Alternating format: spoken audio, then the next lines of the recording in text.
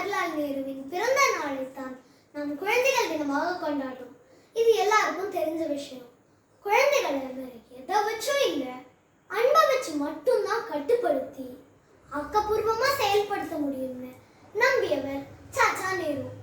ஆமா, நாங்க அவரை சாச்சா நேரு, மாமா நேரு தான் கூப்பிடுவோம்.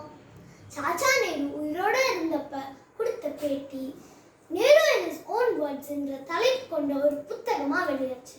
அதுல என்ன இருக்கு தெரியுமா? அந்த புத்தகத்தை படிச்சா சாச்சா நேரு குழந்தைகள் மேல வச்சிருந்த அன்பும் அக்கறையும் புரியும். சாச்சா நேரு ஒரு விஷயம் சொல்லியிருக்காரு. இன்றைய குழந்தைகள் தான் நாளைய இந்தியாவின் எதிர்காலம்.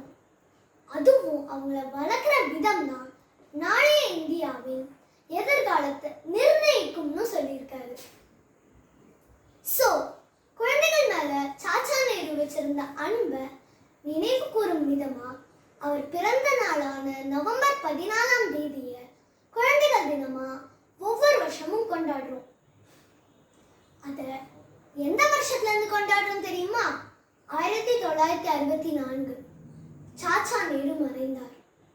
அவரை கௌரவிக்கும் விதமாக அந்த ஆண்டுல இருந்து அவர் பிறந்த தினத்தை குழந்தைகள் தினமா கொண்டாடுவோம்னு இந்தியன் கவர்மெண்ட் அறிவிச்சாங்க.